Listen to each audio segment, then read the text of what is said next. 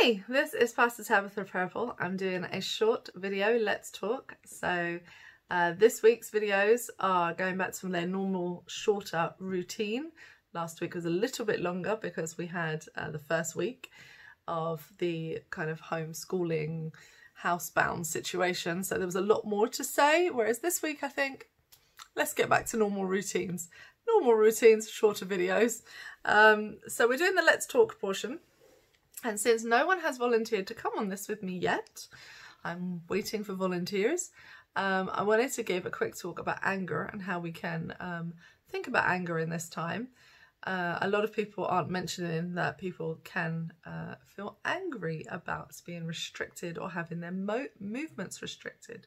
So this is going to be really important for us at this time to balance our other emotions so that our anger doesn't get to tipping point when we're in a small space. Most of us manage our anger fairly well, but for those people that have a little bit of a struggle, I think we need to remember that you're in a close, confined space. Your energy, your emotional energy that you're giving out, it has an effect on someone else.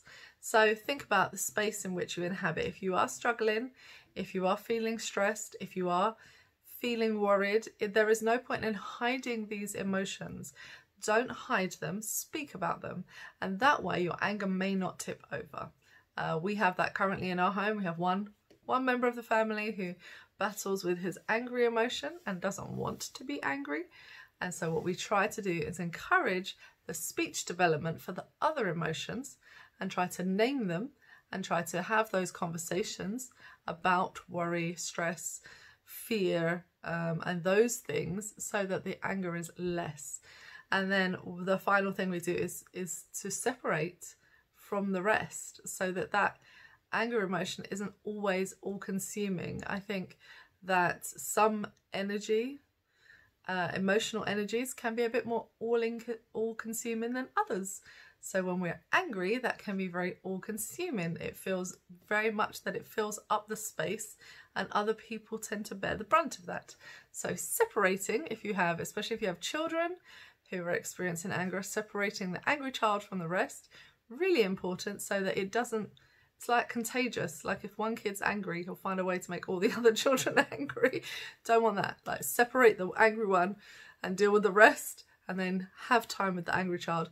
Not necessarily to vilify his anger, not to make them feel bad about the anger, but to actually say, okay, let's talk about why we are in this state. Because if we talk about those things, then maybe you won't feel so stressed and the anger won't be the emotional response.